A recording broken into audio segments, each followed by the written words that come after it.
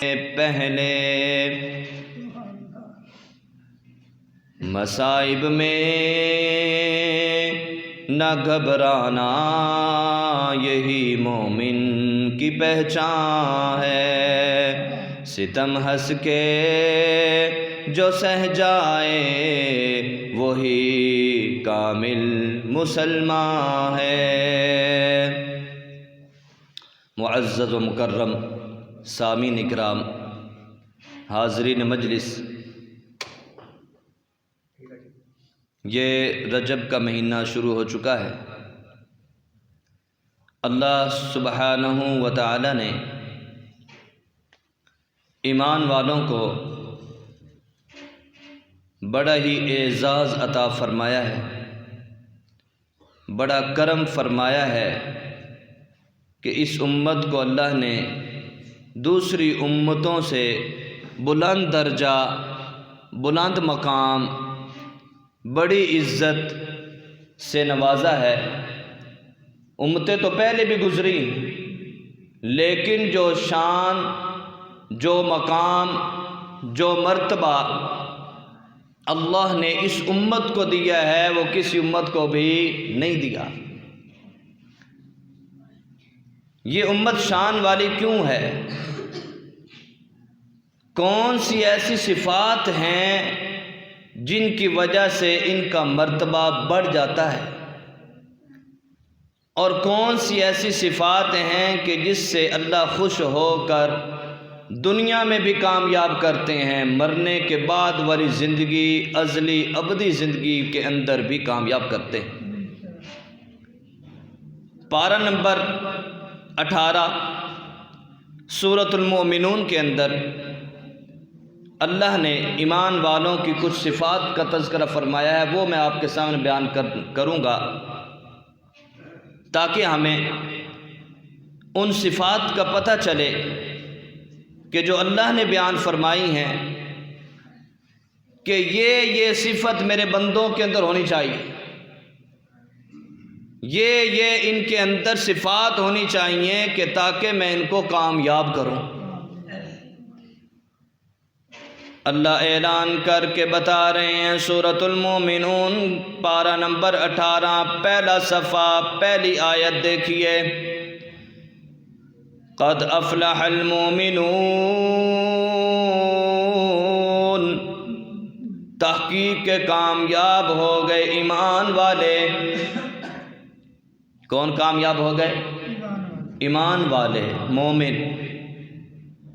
اے اللہ، کس قسم کے ایمان والے، ان کی کیا کیا نشانیاں ہیں، کیا کیا صفات ہیں؟ اب یہاں سے اللہ صفات شروع کر رہے ہیں۔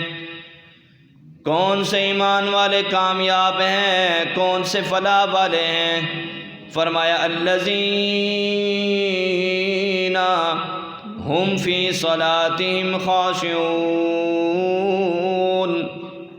وہ ایمان والے کامیاب ہیں جو اپنی نمازوں کے اندر خشوع پیدا کرنے والے ہیں، خشوع خضوع کے ساتھ نماز ادا کرتے ہیں۔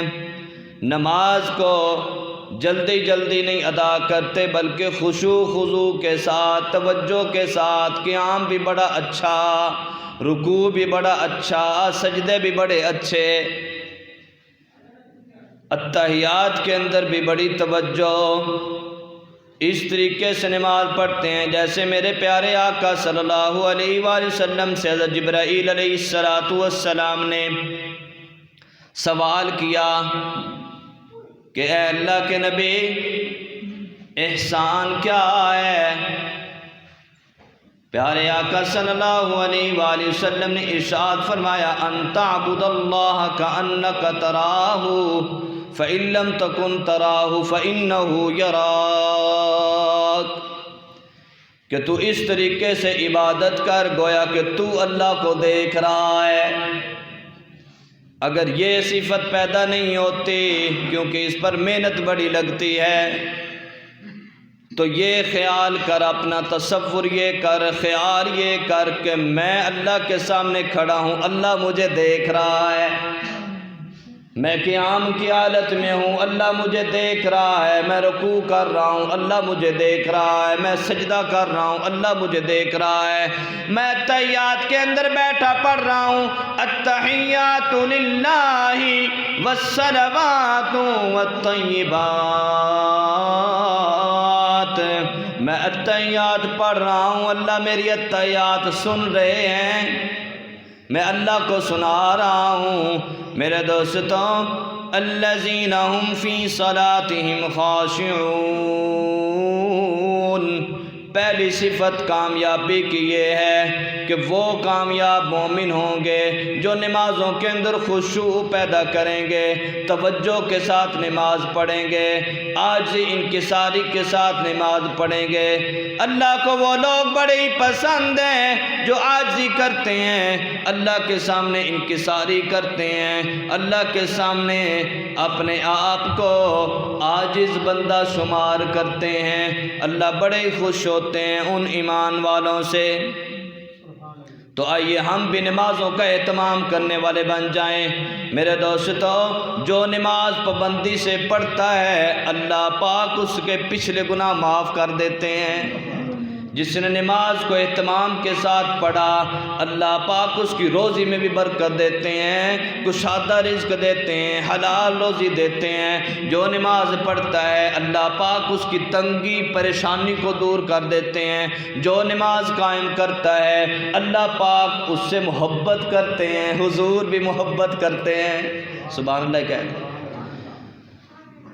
تو الذین هم فی صلاتهم خاشعون، پہلی صفت نماز کو قائم کرنا، اور نماز صرف یہ نہیں کہ نماز پڑھنا، خاشعون، خشوع خضوع والی نماز، توجہ سے نماز، جلدی جلدی نہیں جیسے حدیث میں آتا ہے بھی کوے کی طرح ٹھونگے لگا کر باہر نکلیں گے کی، یہ جیسے مرغا دانے چنتا ہے جلدی جلدی، اس طریقے سے سجدے نہ ہوں، بلکہ بڑے ہی انہماک کے ساتھ، توجہ کے ساتھ۔ جیسے ہم دنیا کو کوئی کام کریں اور توجہ نہ کریں تو کام ادھورا رہ جاتا ہے۔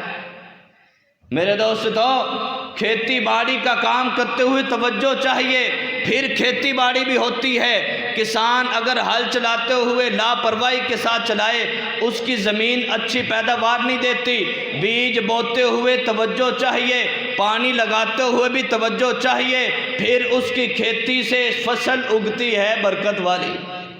اور اللہ شاندار فصل اگاتے ہیں۔ جو توجہ سے محنت کرتا ہے اللہ اس کے اوپر کارکردگی بھی ظاہر کرتے ہیں۔ جو نماز خشوع خضوع کے ساتھ پڑھے گا اللہ کی برکتیں نہیں آئیں گی؟